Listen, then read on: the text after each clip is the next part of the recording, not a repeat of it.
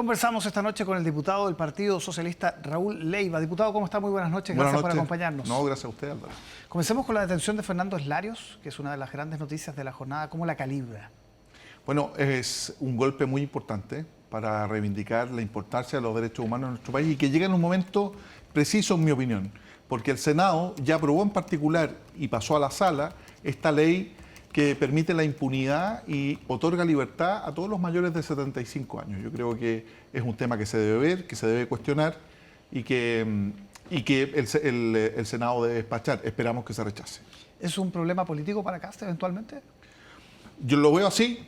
Yo creo que uno de los grandes agentes de la dictadura que cometió delitos en la caravana de la muerte, hoy día tan cuestionado y que se acogió seguramente a colaboración eficaz o delación compensada en Estados Unidos, que vuelva en función de esta orden de extradición, permite reivindicar la justicia y también lo importante que son los derechos humanos y la condena y este halo de impunidad que muchas veces queda alojado en estas personas que están fuera, que se les condene y se les juzgue en nuestro país. ¿Debería quedar resuelto esto durante la actual administración o podría ser un problema para Yo creo que los procesos de extradición son más bien largos. Hay ministros instructores especiales en materia de derechos humanos en la Corte de Apelaciones de Santiago que van a tener que abocarse a esta causa y esperamos que, entendiendo que los procesos están súper adelantados y que muchas veces eventualmente han sido condenados en ausencia, se apliquen las sanciones y las condenas más ejemplarizadoras en tema de lesa humanidad como son este tipo de violaciones a los derechos humanos.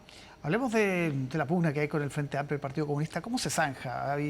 Hubo un encuentro la semana pasada, hubo declaraciones, partidos en declive, los llamó un diputado del Frente Amplio. Para que vea usted, po. Mire, cuando hay una acción hay una reacción. Nosotros como Partido Socialista, ambas bancadas y también la Mesa Nacional hemos tomado medidas respecto de este agravio y esta deslealtad, no solo con el Partido Socialista, sino también con el gobierno del presidente Boric, porque somos parte del gobierno y esta ley que sale en cuestión de manera absolutamente inconexa, es el propio gobierno quien la propició, quien la indicó, quien la trabajó y por consiguiente la forma de reaccionar en política una tiene varias maneras. Descalificar o cancelar como lo hicieron parte del Partido Comunista del Frente Amplio o dar una señal. Muchas veces se dice que en política la diplomacia no existe, los gestos también son importantes y por eso acordamos el no mantener reuniones de coordinación política a nivel de comité político con el Partido Comunista del Frente Amplio. Sin embargo, uno tiene que entender que fuimos parte o somos parte todavía de una alianza de gobierno y que esto se tiene que ir componiendo a través del tiempo de la misma manera, con señales, con conversación y entendiendo y reivindicando lo importante que es ser leal cuando uno trabaja en un gobierno, máxime si a partir del 11 de marzo nos corresponde ser oposición. ¿Usted está por seguir con el Partido Comunista Frente Amplio o solo con el socialismo democrático a partir del 11 de marzo? La alianza más amplia posible. Es importante que todas y todos estemos dispuestos a que no exista retroceso en materia de derechos sociales y obviamente los avances en política pública para la ciudadanía y en eso no nos vamos a perder ni siquiera un minuto.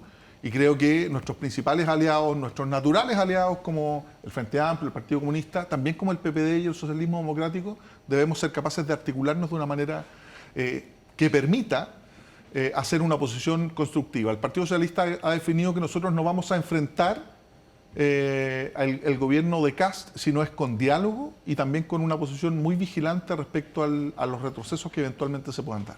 Y esta tesis de las dos oposiciones, ¿cómo la ve usted?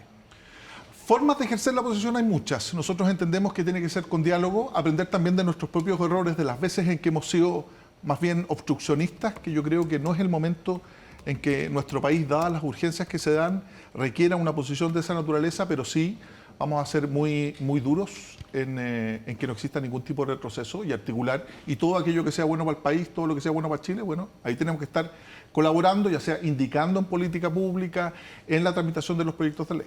Pero ¿es factible después de estos agravios que usted mencionaba que vuelvan a funcionar como una sola oposición? Por cierto, ¿Sí? Y uno tiene que ver cuáles son los estilos. Fíjense que la oposición van a ser 8 o 9 partidos. ¿Cómo se articulan?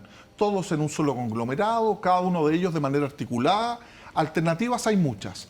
Lo que sí es importante para nosotros como socialistas es que tenemos que hacer oposición con la amplitud más grande posible, desde la democracia cristiana hasta el Partido Comunista, y ahí entendemos que el Partido Socialista, como siempre lo ha hecho, es un factor de unidad y de articulación, y por eso las señales que nosotros enviamos a nuestros aliados, que también son cercanos a nosotros, deben ser importantes, y ellos también tienen que hacer juicio respecto de la forma de enfrentar, de ser coalición y también de mantener la lealtad entre pares. Hablemos del gabinete de José Antonio Kast. ¿Es un problema lo de Trinidad Steiner, esto de haber hablado antes? ¿Se magnificó? ¿Cómo lo ve usted?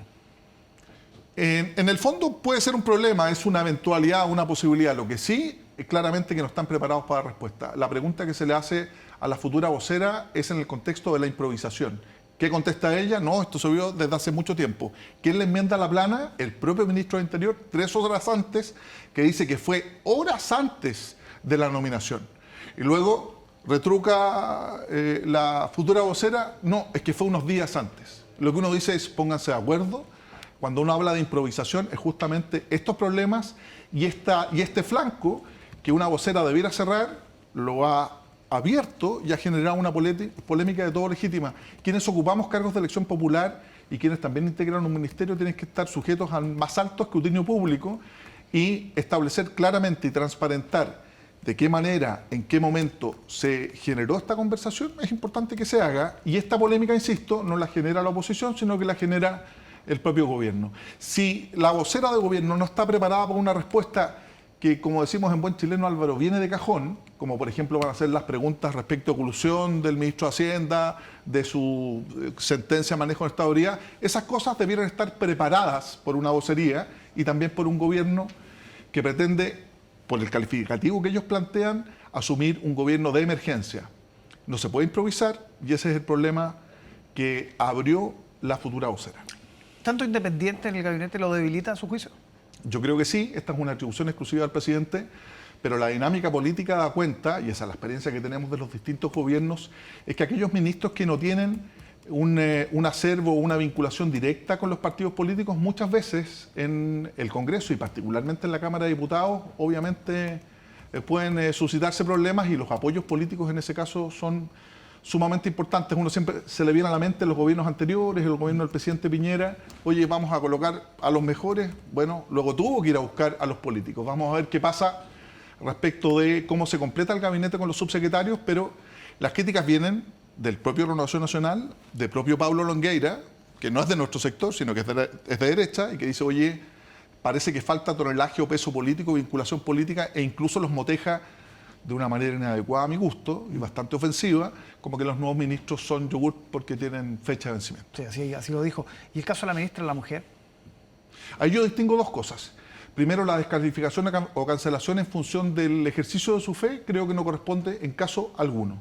Lo que sí, estar alertas, todos los ministros y ministras tienen que tener una oportunidad de poder ejercer su cargo, y bueno, para eso está la oposición, y también el sentido común, creo yo, de las diversidades y los derechos que han reivindicado las mujeres respecto a algún eventual retroceso. Lo que sí no estoy de acuerdo es que se le cancele en función de su fe. Sí, por lo que ha planteado muchas veces o cuál ha sido parte de su discurso y si lo va a implementar o no una vez llegado el 11 de marzo. Sí, y el caso del ministro de Defensa, ¿no?, que fue abogado de Pinochet, en el caso Londres, digamos, también el abogado que va a ser ministro de Justicia en el caso Rix, sí. Pero en el caso de Barros, de Fernando Barros en particular. Bueno, en estos casos, mire, los abogados siempre tienen que defender intereses ajenos. El tema, ¿a quién se defiende? Partía la entrevista usted, Álvaro, planteando el caso de Fernández Larios, un criminal de derechos humanos que amparó la dictadura. Bueno, van a ser los propios abogados que defendieron esa dictadura y a la figura del dictador quienes integran el gabinete. Ese va a ser un conflicto no solo de interés, sino que un conflicto de principios que creo yo que puede socavar las bases del propio gobierno. ¿En qué sentido? Profundicemos en el ahí. sentido de que si viene un criminal de lesa humanidad por una orden de extradición del país que cometió graves violaciones a los derechos humanos y crímenes atroces en una dictadura y que obviamente hayan hoy día integrando el gabinete personas que asumieron la representación de esa dictadura o del dictador, es por decirlo menos complejo, y un flanco, un factor que se abre producto de esta extradición. Bien, diputado Leiva, muchísimas gracias Muchas por gracias acompañarnos a usted. esta noche. Que esté muy bien, Álvaro.